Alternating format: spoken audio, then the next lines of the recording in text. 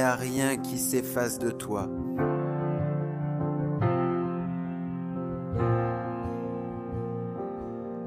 Lorsque tu seras là-bas,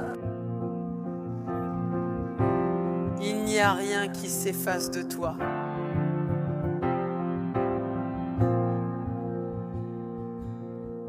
Nous connaîtrons ta beauté.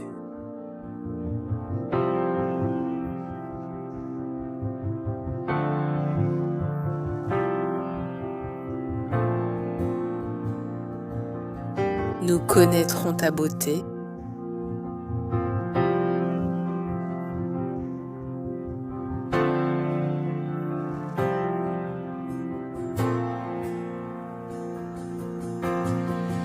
J'ai sifflé de la boue.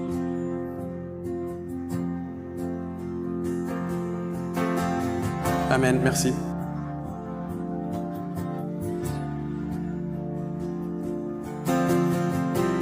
Il n'y a rien que je voulais plus que toi. Amen.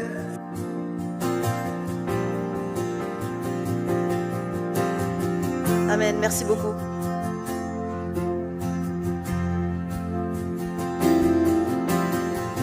Amen, merci.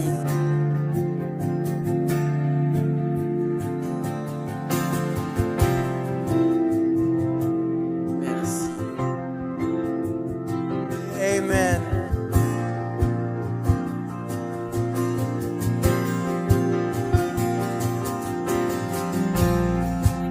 Amen.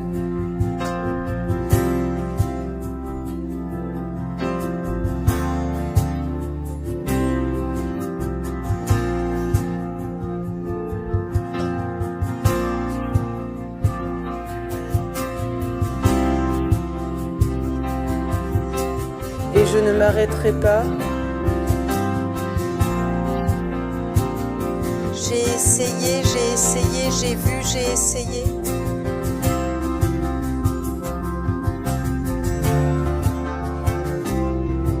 Amen. J'ai vu que tu es bon, et je ne cesserai jamais de te chercher jusqu'à te voir.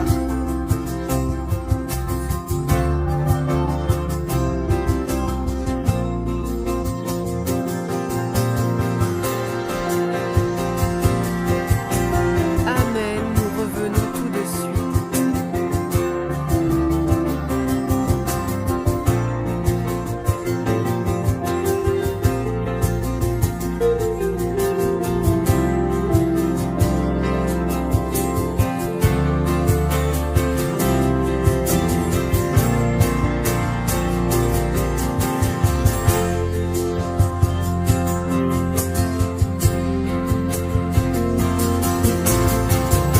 Amen, elle est la seule.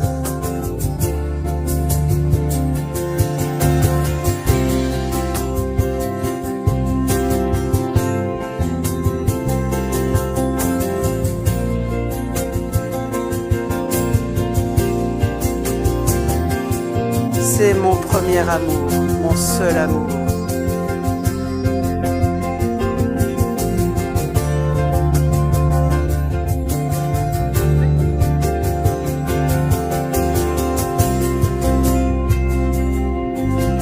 Amen, amen.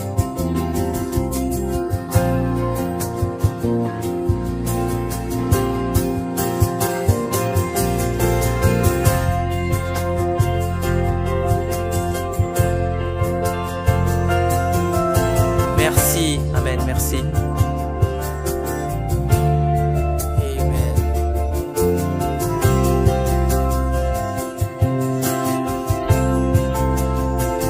De toi. Amen.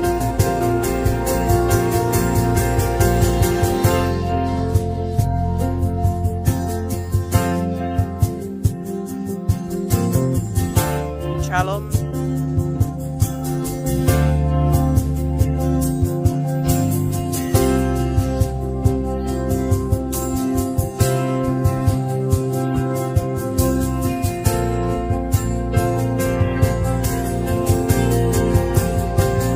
Merci d'avoir regardé la vidéo. Merci beaucoup. Merci d'avoir regardé la vidéo. Et fais que je grandisse à ta ressemblance. Merci d'avoir regardé la vidéo. Merci d'avoir regardé. Merci d'avoir regardé la vidéo.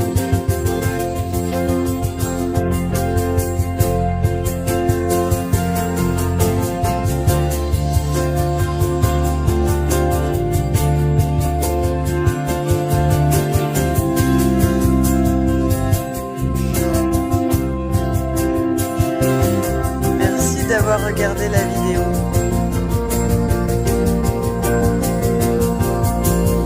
Mon ami Bini Hamoud. Merci d'avoir regardé la vidéo.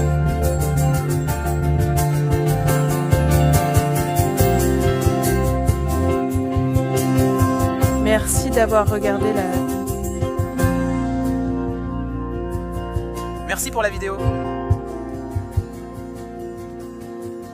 Merci pour la vidéo.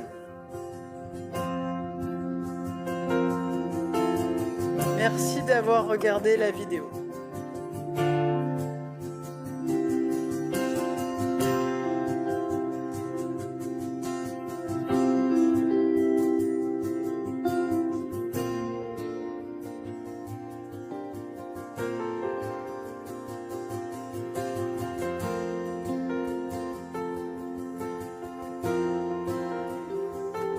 Merci pour la vidéo.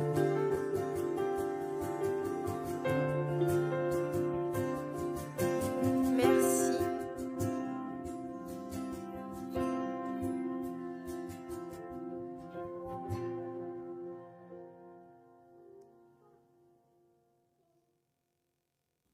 Shalom à tous et bénédictions depuis Israël, la terre de la Bible. À nouveau ici avec vous. À nouveau avec ce privilège de pouvoir être ici et de partager après plusieurs mois, après un certain temps où nous n'étions pas ensemble. Alors nous voici à nouveau, en train de commencer. Je veux en profiter pour saluer, remercier et bénir tous ceux qui ont été là, bien attentifs. Je l'ai mentionné dans une vidéo la semaine dernière. Donc vraiment reconnaissant.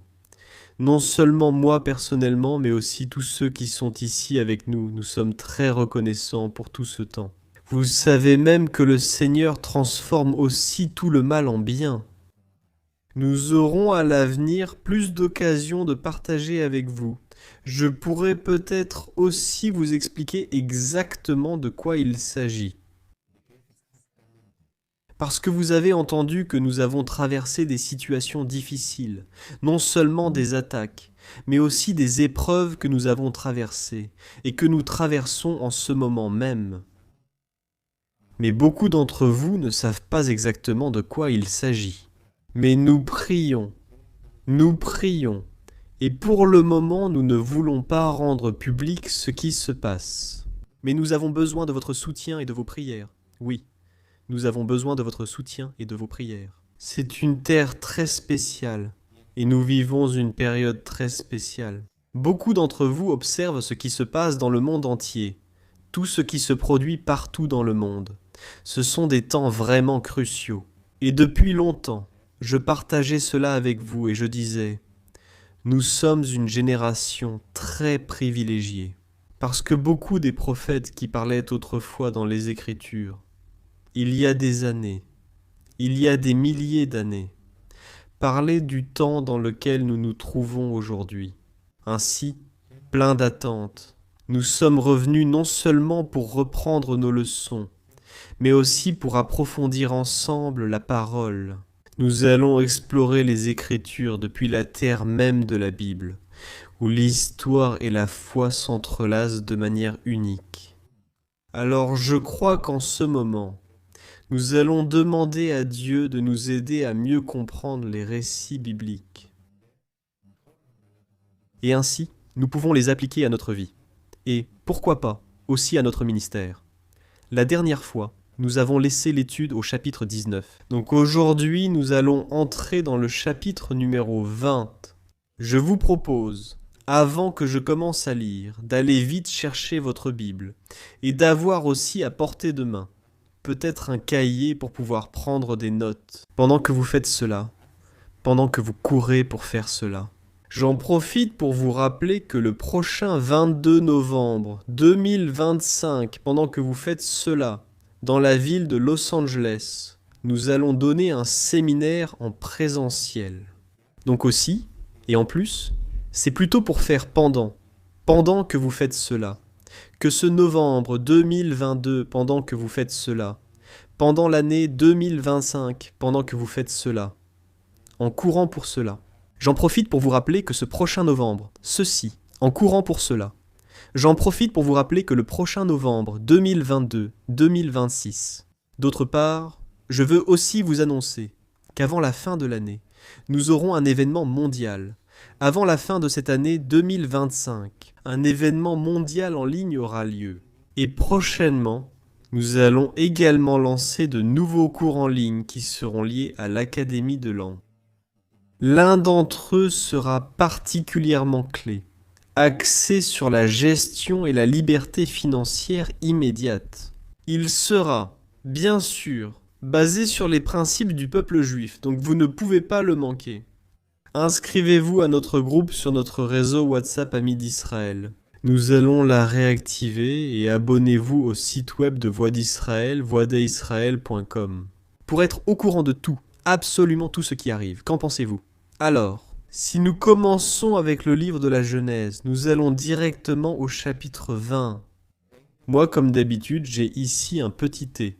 Parce qu'on se dessèche, tu vois, on a souvent la gorge très sèche. À propos, comme vous pouvez le voir, cette vidéo d'aujourd'hui est enregistrée. Mais mon intention est aussi de pouvoir réorganiser l'agenda pour que nous puissions à nouveau être en direct. Donc, si vous voulez que nous soyons à nouveau en direct en temps réel, écrivez-le nous dans les commentaires. Si pour vous c'est une bénédiction de pouvoir être en direct, alors je vais m'engager et chercher un moyen d'être en direct. Sinon, parce que je comprends qu'on était en direct quand on était presque tous à la maison. Mais je sais que maintenant, vous êtes tous bien occupés. Chacun a sa propre congrégation. Vous allez à vos activités, à vos occupations. Je pense que cela va en favoriser beaucoup. Je pense que pour d'autres, ce sera plus difficile, mais là, nous verrons, avec la majorité.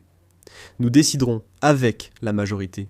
Et évidemment, selon ce que le Seigneur nous guidera et comment nous ferons. Mais pour le moment, ce matériel, ou celui d'aujourd'hui, concrètement, ce chapitre 20 de la Genèse sera enregistré. Il sera aussi présenté dans un concept un peu différent.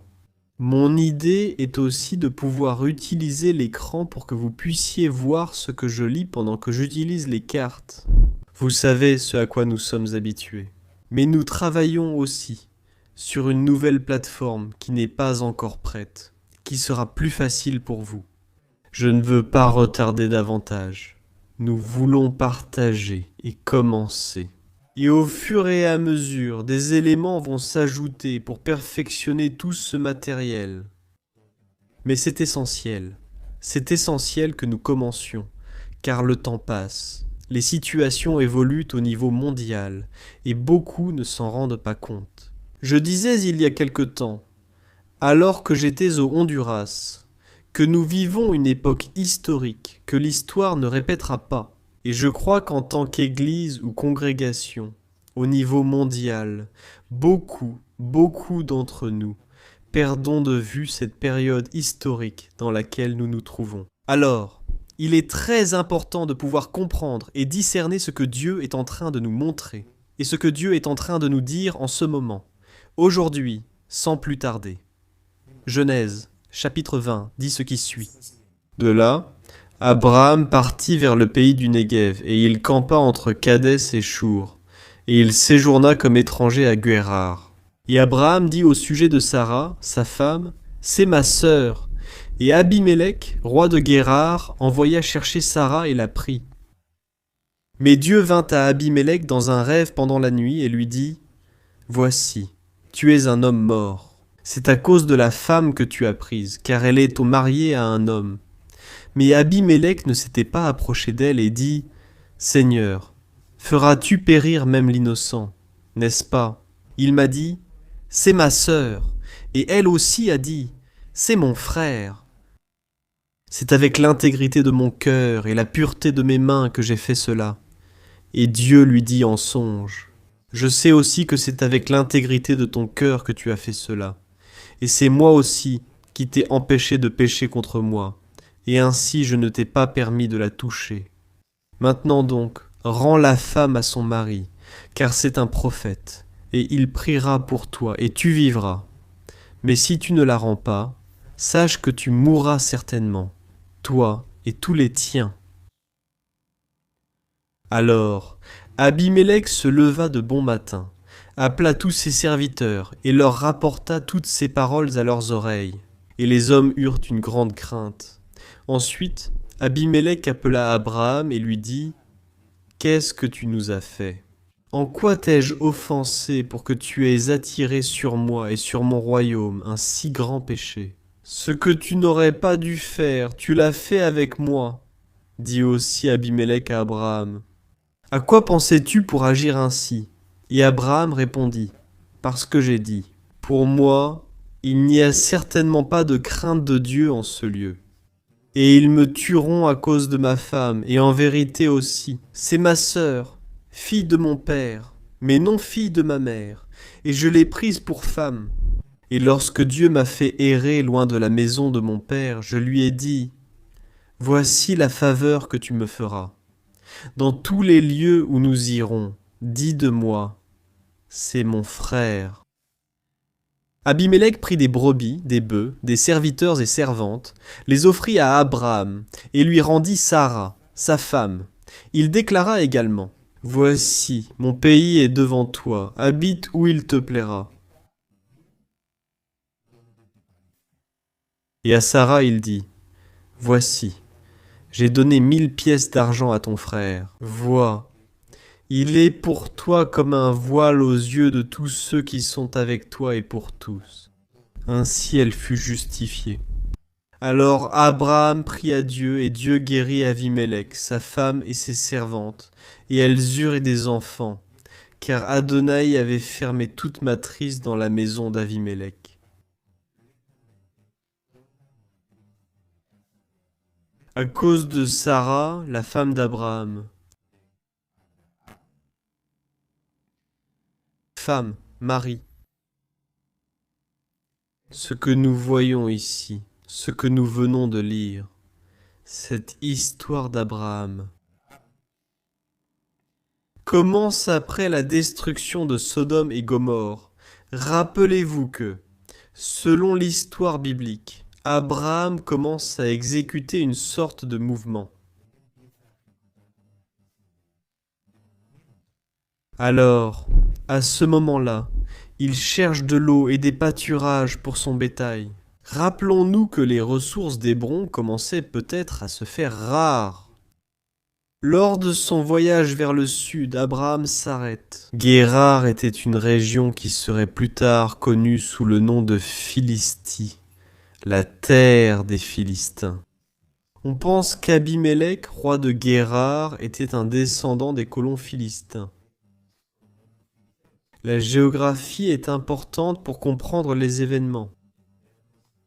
Les habitants de Kadès mentionnés ici sont les mêmes que ceux qui, dans d'autres parties de la Bible, sont appelés Kadès. Barnéa était un lieu avec de l'eau et des points de rencontre pour les Bédouins, où l'on pratiquait le commerce et le culte religieux près du désert du Sinaï. Your, aujourd'hui en Égypte, signifie mur dans la langue, en araméen.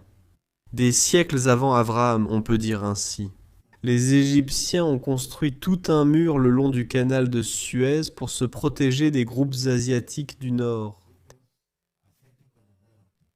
Par la suite, ces groupes envahiraient l'Égypte et la gouverneraient pendant plus d'un siècle. Il existe d'anciens documents égyptiens, comme la prophétie de Néfertiti par exemple, qui confirment l'existence de ce mur environ 400 ans avant Abraham. Il y avait aussi des routes commerciales bien établies, bien connectées avec Kadesh, avec Our, puis avec Guérard et tout le territoire des Philistins. Les voyages, comme celui d'Abraham, suivaient ces routes connues, car elles étaient sûres et facilitèrent le commerce, ainsi que les échanges entre différentes régions. Abraham s'est déplacé depuis Hébron, rappelons-le, vers le nord de la péninsule du Sinaï. Bien que les Écritures ne nous expliquent pas directement la raison, il pourrait être facile de la comprendre.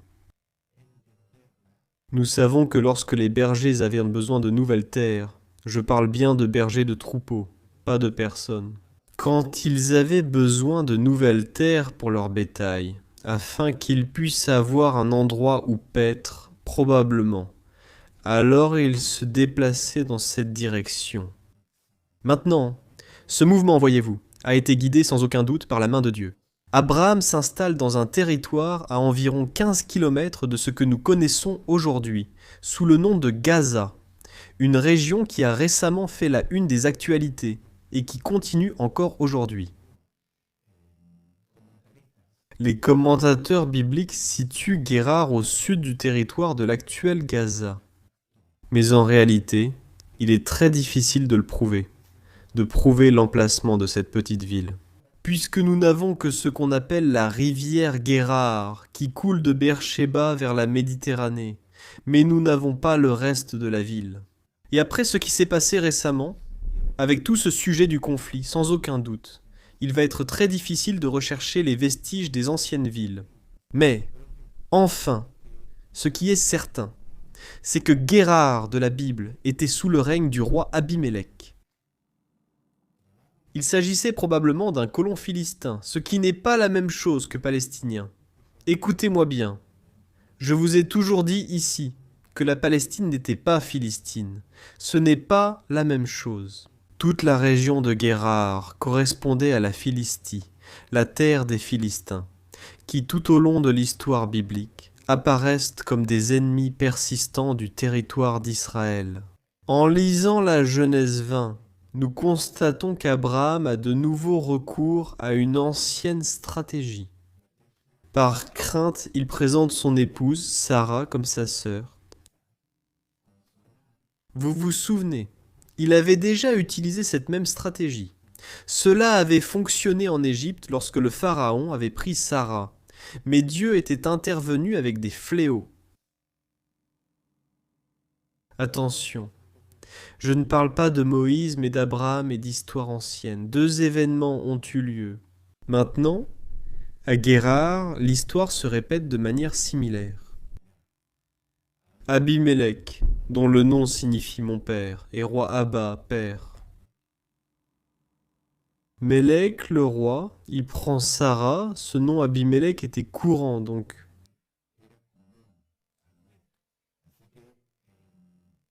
Nous en verrons d'autres dans la Bible, même plus tard, sans confusion possible. Sarah était avancée en âge, c'était une femme adulte à ce moment-là.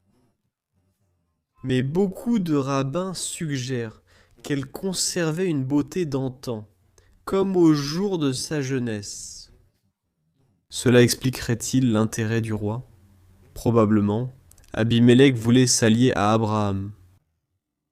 Et il existait une pratique courante à cette époque, qui consistait à contracter un mariage symbolique avec un membre de la famille afin de conclure des accords de paix. L'histoire montre un respect mutuel. D'après ce que nous avons lu, ici, il n'y a aucun signe de violence lorsque tous deux finissent l'un par se rencontrer, mais il y a une crainte de la part d'Abraham. Un point intéressant ressort du dialogue entre Abimélec et Dieu, je ne sais pas si vous l'avez remarqué. Dieu l'avertit qu'il sera détruit pour avoir pris une femme mariée. Abimélec se défend en disant qu'il n'avait pas eu de relation avec Sarah et qu'il ignorait son état matrimonial. Dieu reconnaît son honnêteté, mais il précise que c'est son intervention divine qui a empêché Abimélec de toucher Sarah. Si Abimélec s'était uni à Sarah, aucune excuse n'aurait été suffisante et la peine aurait été la mort.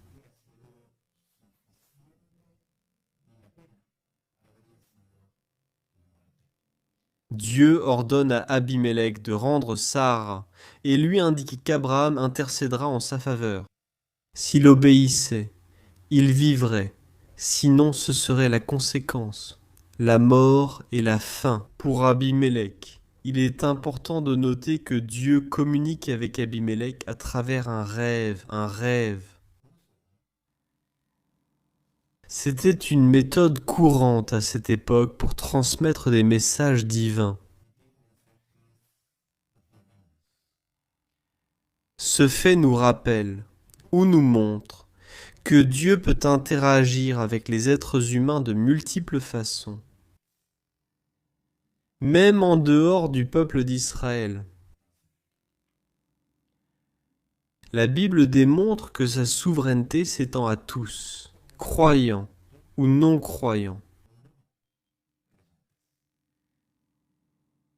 Abimélec ne connaissait pas, il n'était pas croyant. Mais pourtant, il a un dialogue avec Dieu, qui a le contrôle absolu sur toutes les personnes, peu importe leur foi ou l'absence de celle-ci. Ce qui est encore plus remarquable, c'est la disposition d'Abimélec à obéir à un Dieu qu'il ne connaissait pas. Pour quelqu'un qui met sa foi en un faux Dieu ou en rien du tout, quelqu'un qui ne croit pas, accepter une instruction divine pourrait être compliqué. Cependant, Abimélec, en tant que païen, était ouvert à reconnaître une supériorité à lui.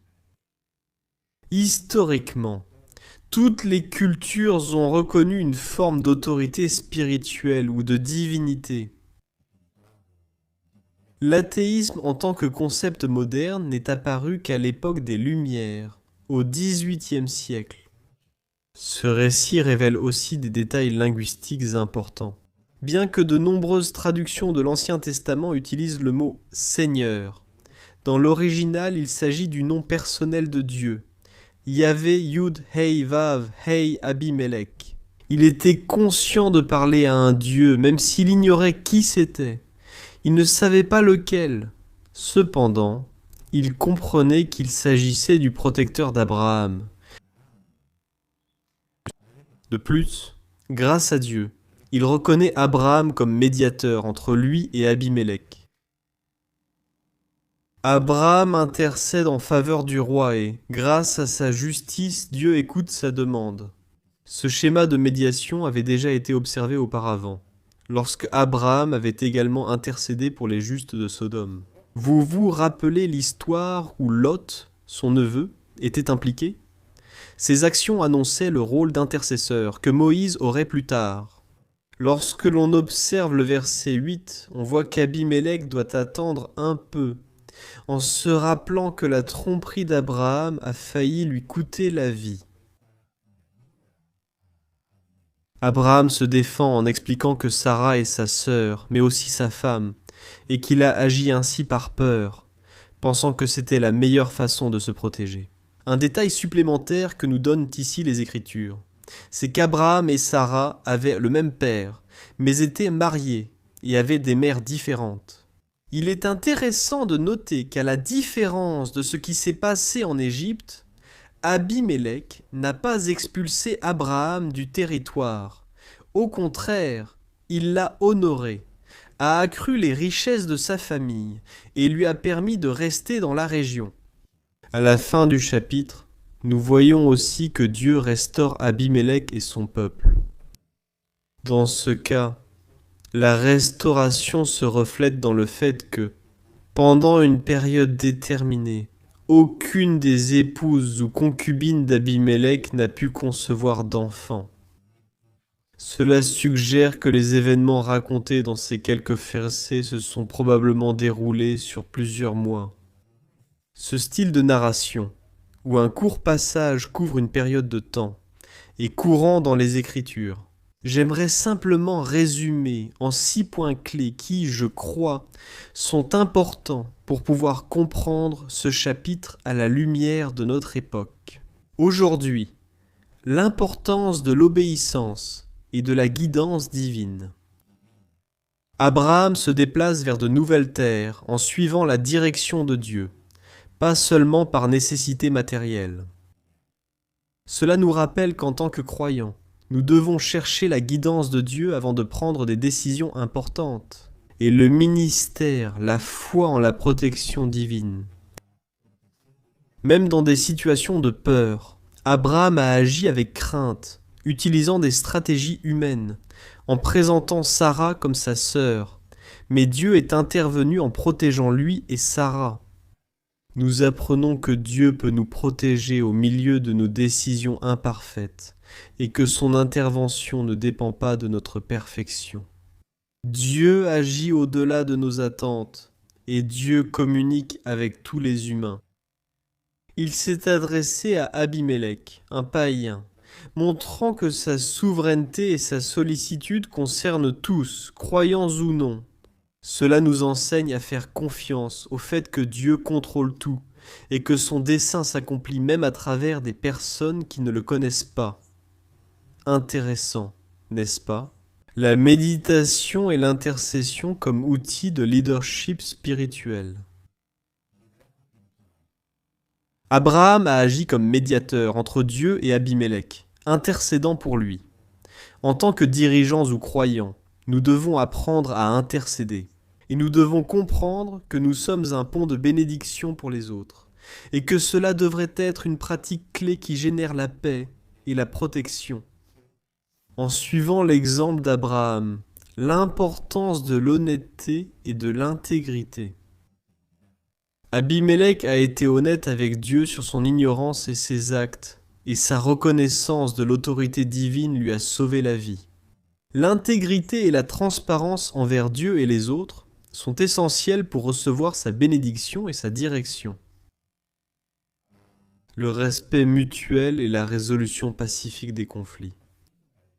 Malgré la tromperie d'Abraham, Abimélec n'agit pas avec violence. Au contraire, le respect et la résolution pacifique nous enseignent que les dirigeants doivent chercher des solutions pacifiques. Nous devons chercher des solutions pacifiques. Nous devons faire preuve de respect, reconnaître la valeur des autres, même dans des circonstances difficiles. Regardez qui vous parle, famille. Je pense que nous pouvons beaucoup apprendre d'ici. Nous pouvons énormément apprendre de ce chapitre. Nous pouvons apprendre de ce livre de la Genèse. Mais j'ai décidé de simplement le simplifier, en ces 4 points dont je viens de vous parler. Dans le chapitre suivant, le chapitre 21, que nous allons aborder la semaine prochaine. Je pense que c'est aussi un chapitre difficile, clé qui va aussi nous donner beaucoup de matière, où nous allons pouvoir énormément apprendre. Moi sans plus. Je sais que le temps est passé très vite, je sais que le temps a filé. Mais moi je m'arrête ici avec cette Genèse chapitre 20. Je crois que beaucoup d'entre vous, sans aucun doute, sont restés sur leur faim. Mais allons-y doucement, souvenez-vous. Nous revenons d'une guerre, nous revenons d'un conflit très difficile. Alors allons-y doucement, nous ne pouvons pas tout avaler d'un coup. Allons-y étape par étape. Semaine prochaine, Genèse 21. Et ainsi, nous continuerons successivement. En attendant, souvenez-vous que sur cette chaîne, nous allons aussi ajouter du contenu. Vous vous souvenez de laquelle? Explorer Israël avec la Bible en main. Encore une fois, nous allons continuer avec plus de contenu pour chacun d'entre vous. Famille, je vous dis au revoir d'ici. Merci de m'avoir donné l'opportunité d'entrer chez vous. Je vous remercie encore. Merci d'avoir pris le temps d'être ici avec nous, aujourd'hui dans ce studio. Et bientôt, nous nous reverrons à nouveau, ceux qui continuent. La rencontre virtuelle. Pour moi, ce sera toujours un privilège et un honneur de pouvoir partager. Et ceux qui ont la possibilité de participer à ces rencontres en présentiel, ne les manquez pas, ne les manquez pas. Alors nous nous verrons bientôt là-bas, pour toute la famille de la ville de Los Angeles, ainsi que pour la famille de la ville de New York. Cela aura lieu ce mois de novembre et en décembre. J'invite tous ceux qui souhaitent venir et marcher avec nous sur la terre de la Bible. N'oubliez pas qu'il y a encore de la place sur le site web découvririsraël.com du 4 au 13 décembre.